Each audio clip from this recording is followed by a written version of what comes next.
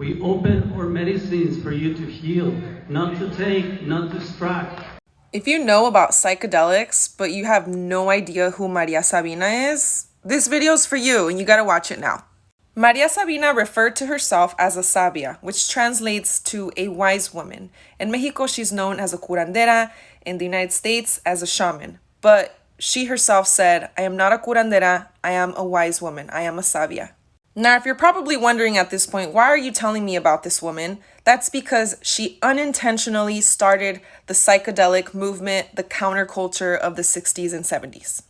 She was a healer from Huautla de Jimenez from the Sierra de Oaxaca. She came from a tradition of healing using mushrooms, but she called them Niños Santos, also known as holy children. She worked as a street vendor and she also worked in the fields until she became popular in her community for her healing abilities.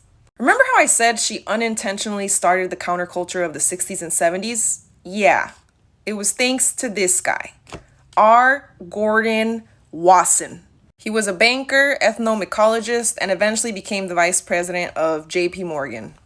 Yup, Chase.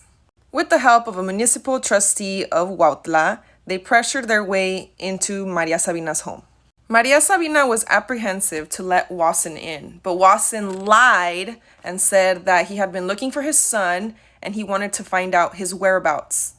It was 1955 and Maria Sabina warned Wasson not to publicize any of the pictures that he had taken from the velada. But of course, he didn't listen. He did the very colonizer thing of taking something without permission and then putting it on a Life magazine.